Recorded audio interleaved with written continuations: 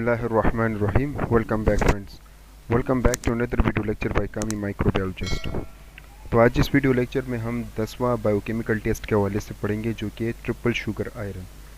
पिछले video lecture में हमने मुख्तलिफ बायोकेमिकल टेस्ट के हवाले से पढ़े थे जिसमें हमने catalase, coagulase, oxidase, indole, urease, precursor, methyl red, ठीक है ना। अगर आप वो वीडियोस लेक्चर मिस कर चुके तो आप मेरे यूट्यूब चैनल पर देख सकते हैं। आज इस वीडियो लेक्चर में हम ट्रिपल शुगर आयरन टेस्ट के हवाले से पढ़ेंगे, तो चलिए जी शुरू करते हैं। Whenever you see the name of this test, triple sugar iron, you have to remember that this test has 3 sugar, sucrose, glucose and iron, and it contains lactose, sucrose and glucose and also iron, and it contains agar as a solidifying agent. TSI is a semi-solid media having slant and butt.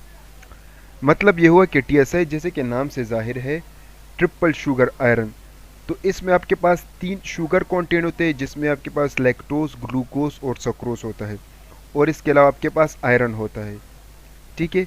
More over इसमें आपके पास और क्या होता है, इसमें आपके पास eager होता है जो कि एज ए सोलिडिफाइंग एजेंट के तौर पर काम करता है। इसके अलावा TSI जो ट्रिपल शुगर आयरन होता है इसमें आपके पास एक स्लांट मीडिया होता है, एक स्लांट पोर्शन होता है, एक इसका बट पोर्शन होता है और ये सेमी सॉलिड होता है। उम्मीद है स्लांट और बट आप लोगों को पता होगा। ये लेट सपोज ट्यूब है, तो ट्यूब का इस तरह बिल्कुल जो पोजीशन होते हैं उसको हम स्लांट कहते हैं, ठीक है, जबकि ये जो बेस वाला पोजीशन होता है उसको हम बट कहते हैं। अच्छा जी, अब ऑब्जेक्टिव की तरफ आते हैं कि इसका ऑब्जेक्टिव क्या कहते हैं। To determine the ability of an organism to ferment glucose, lactose, sucrose and their ability to produce hydrogen sulphide. होता क्या है, हम इस टेस्ट में ये देखते हैं कि ऑर्गेनिज्म ने ग्लूकोज, सक्रोज और लैक्टोज को फर्मेंट किया है कि नहीं। जैसे वो इसको फर्मेंट करेगा तो आपके पास हाइड्रोजन सल्फाइड गैस प्रोड्यूस होगा। तो इस टेस्ट का मकसद यही है, ठीक है। अब इसके प्रिंसिपल की तरफ आते हैं कि इसका प्रिंसिपल क्या है। If lactose is fermented, a large amount of acid is produced which turn the phenol red indicator yellow both in the bud and in the slant. Some organisms generate gases which produce bubble cracks in the medium.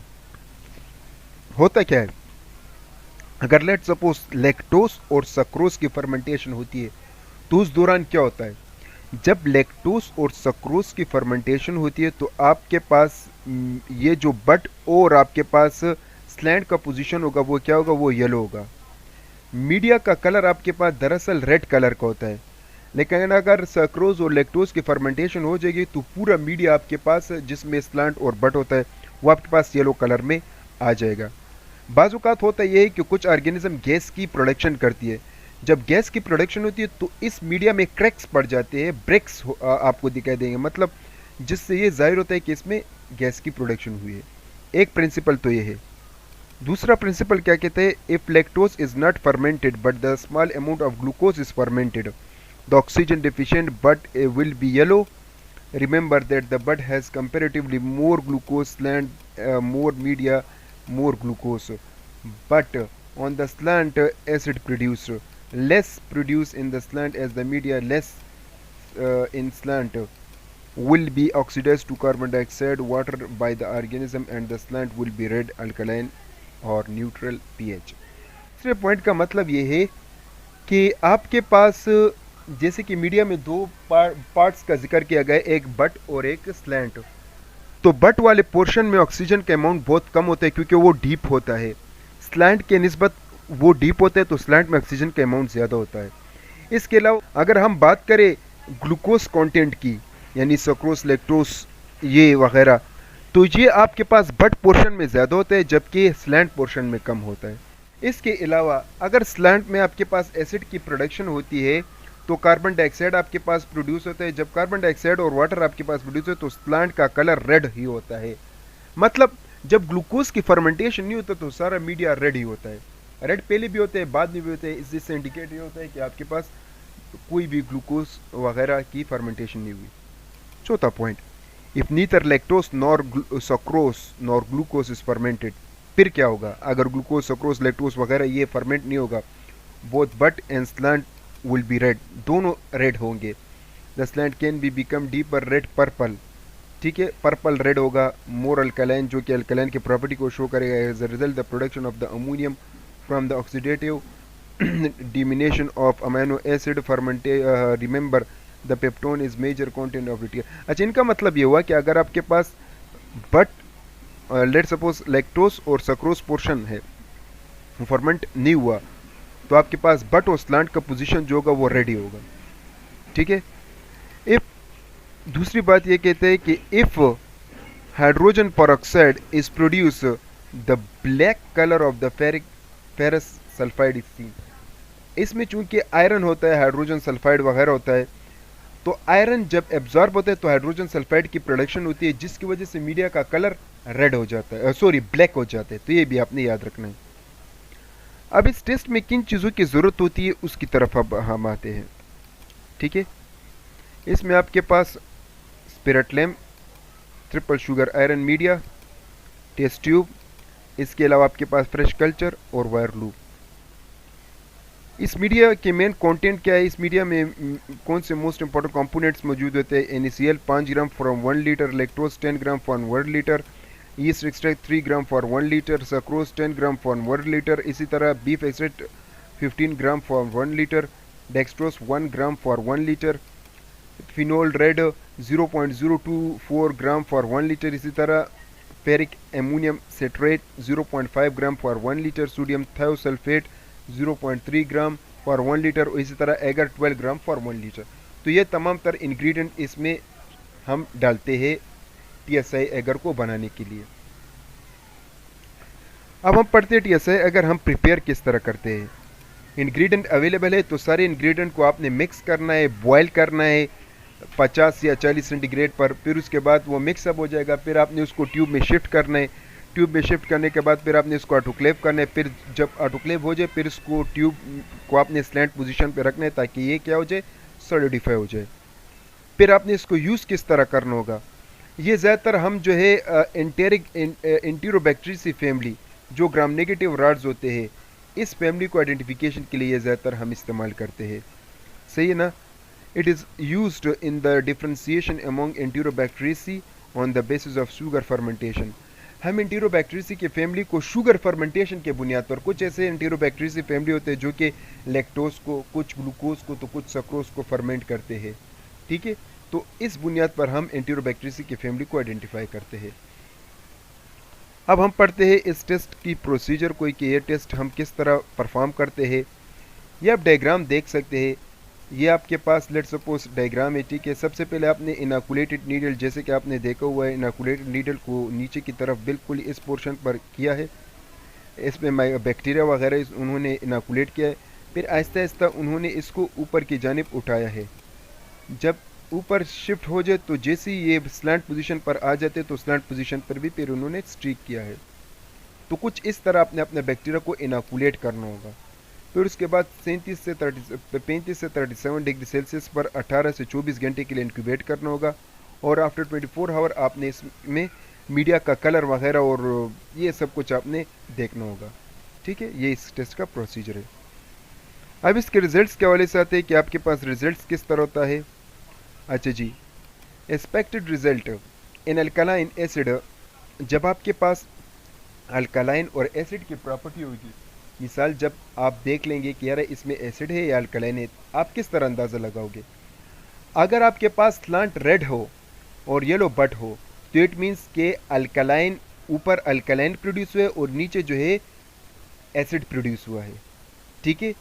और इसमें आपके पास क्या होगा, डेक्ट्रोज की fermentation होगी sugar की। अब acid और एसिड क्या आप किस तरह पहचानेंगे, एसिड और एसिड, मिसाल के तौर पर आप ये मीडिया है उसमें आप किस तरह पहचान कि यार इसने एसिड को प्रोड्यूस किया है। तो येलो स्लांट और येलो बट अगर आपने देख लिया तो इट मीन्स कि बैक्टीरिया ने एसिड की प्रोडक्शन किया है, और इसके अलावा इस बैक्टीरिया ने डेक्ट्रोज, लैक्टोज और सक्रोज की फर्मेंटेशन किया है। इसके अलावा बाज़ औक़ात ये होता है कि दोनों स्लांट और बट पोजीशन क्या होता है, वो अल्कलाइन होता है। मतलब ये हुआ कि कोई शुगर की फर्मेंटेशन नहीं हुई, तो इसका मतलब ये भी हुआ कि जो स्लांट और बट का पोजीशन होगा, कलर होगा, वो आपके पास रेड होगा। बाज़ औक़ात मीडिया का कलर ब्लैक होता है, बिल्कुल ब्लैक ऑफ द मीडिया होता है, जिसका मतलब ये हुआ कि मीडिया ने हाइड्रोजन सल्फाइड गैस की प्रोडक्शन किया है। ठीक है, बाज़ औक़ात इसमें गैस की प्रोडक्शन होती है, तो गैस की प्रोडक्शन आप किस तरह आइडेंटिफाई करोगे? इस मीडिया में आपके पास क्या होगा, हाइड्रोजन और कार्बन डाइऑक्साइड गैस की जब प्रोडक्शन होती है तो इस मीडिया में आपके पास क्रैक्स बनते हैं, बबल्स बनते हैं, जो कि गैस की प्रोडक्शन का इंडिकेशन देता है। ठीक है, अब अब ये आप देख सकते हैं, ये आपके पास पॉजिटिव नेगेटिव रिजल्ट है। ये आपके पास कंट्रोल है। कंट्रोल में क्या होता है, कंट्रोल में ना हम बैक्टीरिया डालते, कुछ भी नहीं डालते, बस मीडिया को हमने स्लैंट पोजीशन में किया होता है, फिर हम बिल्कुल इस ट्यूब को हम इस तरह रखते हैं। अब बाज़ औक़ात होता क्या है कि आपके पास ये रेड स्लैंट है और रेड बट है, आप देख सकते हैं, और इसमें कोई गैस, कोई H2S प्रोडक्शन नहीं होता, तो ये आपके पास इस तरह का होता है। अगर red slant yellow but no gas no H2S, तो आपके पास ये इस तरह का कलर आपके पास प्रोड्यूस। अब इसका मतलब है कि इसमें गैस भी है, ठीक है, येलो बट और येलो स्लैंट, मतलब ये हुआ कि इसमें एसिड की प्रोडक्शन भी हुई है। इसमें एसिड के प्रोडक्शन के साथ साथ आपके पास आयरन की प्रोडक्शन भी हुई है, जैसे कि आप देख सकते हैं बट वाला पोजीशन बिल्कुल ब्लैक है, और इसमें मतलब हाइड्रोजन सल्फाइड और गैस की वगैरह की प्रोडक्शन हुई है, बबल्स भी आप देख सकते हो। जबकि ये लास्ट पिक्चर ये इंडिकेट करते हैं कि रेड स्लैंट है और इसके साथ साथ आपके पास क्या प्रोड्यूस हुआ है, आयरन सल्फाइड की एब्जॉर्प्शन, जिसकी वजह से H2S गैस का प्रोडक्शन हुआ है। तो ये सारे आप देख सकते हैं, ये सारे आपके पास पॉजिटिव रिजल्ट है, जबकि ये आपके पास कंट्रोल है। अब हम ये देखेंगे कि हमारे पास इक्वलाई किस तरह कैरेक्टरिस्टिक शो करता है TSI में। ठीक है, अगर आप इक्वलाई को TSI, इक्वलाई, क्लेप्सिला या एंटीरोबैक्टर, इन तीनों को अगर आप देखना चाहते हैं कि ये आपके पास TSI में किस तरह प्रॉपर्टी शो करेंगे, तो याद रखिएगा इसमें स्लैंट भी और बट भी एसिडिक होगा, मतलब येलो पोजीशन के होंगे, येलो कलर होंगे दोनों, और गैस मतलब इसमें क्रैक्स बनेंगे इस मीडिया में, और इसके अलावा आपके पास मीडिया का कलर ब्लैक नहीं होगा, येलो स्लैंट बट होगा, और आपके पास क्रैक्स प्रोड्यूस होंगे। ठीक है, इकोलाई, क्लेप्सिला, एंटीरोबैक्टर के आइडेंटिफिकेशन के लिए। शिगेला सर्शिया को आप किस तरह आइडेंटिफाई करेगा, तो इसमें अल्कालाइन होता है और एसिड की प्रोडक्शन होती है, और कोई गैस की प्रोडक्शन और हाइड्रोजन सल्फाइड की प्रोडक्शन नहीं होती। मतलब ये हुआ कि जो स्लैंट वाला पोर्शन है वो आपके पास बिल्कुल रेड ही होगा, लेकिन बट वाला पोजीशन जो होगा वो आपके पास येलो होगा, जो कि शिगेला और सर्शिया की प्रोडक्शन होगी, जिसमें आपके पास कोई गैस और कोई हाइड्रोजन सल्फाइड की प्रोडक्शन नहीं होगी। सल्मोनेला और प्रोटियस को आप किस तरह पहचानेंगे, आप देखेंगे कि स्लैंट और बट के कलर को, अगर स्लैंट का कलर लेट सपोज रेड आया और बट का कलर येलो आया, और आपके पास गैस और हाइड्रोजन सल्फाइड की प्रोडक्शन हो गई, मतलब क्रैक्स बन गए और मीडिया का कलर ब्लैक हो गया, तो इट मीन्स कि आपके पास ये सल्मोनेला या प्रोटियस है। सुडोमोनास को आप किस तरह पहचानेंगे, सुडोमोनास के पहचाने का जरिया यह है कि आपके पास दोनों रेड होंगे। सही है, ये आप देख सकते हैं, ये सुडोमोनास है, ये वाला पोर्शन। ठीक है, ये वाला पोर्शन क्या है, सुडोमोनास है। चलिए जी नेक्स्ट पॉइंट पढ़ते हैं। अच्छा जी, इस टेस्ट के दौरान आपने किन बातों का ख्याल रखना होगा वो पढ़ते हैं। Pure colony should be pure colony should be used for complete identification. Complete identification के लिए आपने पेवर कॉलोनी का सिलेक्शन करना होगा। It is important to stab the butt of the medium, failure to stab the butt invalid this test. बाज़ औक़ात हम ऊपर पोर्शन को स्टेप करते हैं, नीचे पोर्शन को, बट पोर्शन को स्टेप भी नहीं करते, जिसकी वजह से आपके पास रिजल्ट ख़राब होता है। तो मुकम्मल मीडिया ये आपने स्टेप करना होगा। ठीक है, the ingredient of the agar must maintain when stabbing. जब आप स्टेबिंग करेंगे तो आपको ये ध्यान रखना होगा कि तमाम तर इंग्रेडिएंट हर एक पोजीशन में मीडिया के जो इंग्रेडिएंट होंगे वो सेम होना चाहिए। बाज़ औक़ात स्टेबिंग से इंग्रेडिएंट इधर उधर हो जाते हैं, जिसकी वजह से रिजल्ट ख़राब आते हैं। तो जेंटली आपने, केयरफुली और जेंटली आपने काम करना है। Cap must be loosen during this test और इनोरियस रिजल्ट विल अकर। कैप को आपने लूज करना होगा, या वेर कॉटन प्लग वगैरह, और आपने कॉटन प्लग और क्या कहते हैं हम, ये एल्यूमिनियम फॉयल का इस्तेमाल करना होगा। कॉटन प्लग ही ज़्यादातर हम इस्तेमाल करते हैं, जो कि लूज कैप जिसको हम कहते हैं, जिसकी वजह से आपके पास रिजल्ट परफेक्ट आएंगे। Next point, TSA must be read within 18 to 24 hour stated incubation period. A false reaction, a false positive reaction may be observed if read too earlier. अच्छा जी, TSA अगर को आपने 18 से 24 घंटे के दौरान आपने इसको चेक करना है, अगर चेक नहीं किया तो आपके पास गलत रिजल्ट आएगा। ठीक है, आपने अर्लियर भी रिजल्ट को अर्लियर नहीं देखना, मतलब 24 आवर से पहले नहीं देखना। 24 आवर से पहले भी कुछ पॉजिटिव रिएक्शन आते हैं, लेकिन 24 आवर के बाद अगर आप देखेंगे तो आपके पास परफेक्ट रिजल्ट आएगा। अच्छा जी, नेक्स्ट पॉइंट ये कहता है, an organism that produce hydrogen sulphide may mask acid production in the butt of the medium. However hydrogen sulphide production requires an acid environment, thus the butt portion should be consider acid. होता क्या है, जब आपके पास hydrogen sulphide की production होती है तो जो बट पोर्शन होता है वो ब्लैक हो जाता है। तब आप ये अंदाज़ा नहीं लगाते कि यार इसमें एसिड की प्रोडक्शन हुई है कि नहीं। तो याद रखिएगा कि जब बट पोर्शन आपके पास ब्लैक हो गया तो आपके पास एसिड की प्रोडक्शन भी हुई है। ठीक है ना, तो यह अपने खामखा अपने जहन में याद रखना है कि ब्लैक पोजीशन अगर आ गई ना, जिससे हमें पता ही नहीं चलता, लेकिन आपने यहाँ पर यही श्योरिटी करना है कि यहाँ पर क्या है, एसिड की प्रोडक्शन भी हुई है।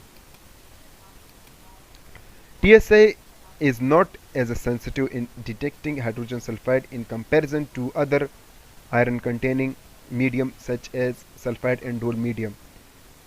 TSA को आप दूसरे मीडियम के साथ, मतलब दूसरे मीडिया भी आप इस्तेमाल कर सकते हो, लेकिन TSA का जो के अंदर जो हाइड्रोजन सल्फाइड होता है वो बहुत ज़्यादा सेंसिटिव होते हैं। आप सल्फाइड एंड डोल मीडियम का भी इस्तेमाल कर सकते हो, लेकिन उसमें फिर शुगर के कंटेंट का होना ज़रूरी है। ठीक है, next point, certain species or strain may give delayed reaction or completely fail to ferment the carbohydrate in stated manner. बाज़ औक़ात ऐसे स्पीशीज़ होते हैं जो कि लेट रिएक्शन देते हैं या कम्प्लीटली वो फेल हो जाते हैं शुगर की फर्मेंटेशन की वजह से, जिसकी वजह से आपके पास रिजल्ट ख़राब आ जाते हैं। तो इसका मतलब ये भी हुआ इस पॉइंट का कि आपने एक टेस्ट नहीं करना, आपने मुख्तलिफ टेस्ट करने होंगे। एक टेस्ट की वजह से कभी कभार ख़राबियाँ भी आ जाती है, लेकिन जब आप दूसरा टेस्ट करते हैं तो दूसरे टेस्ट से आपके पास सब कुछ मुकम्मल तौर पर आइडेंटिफाई हो जाते हैं।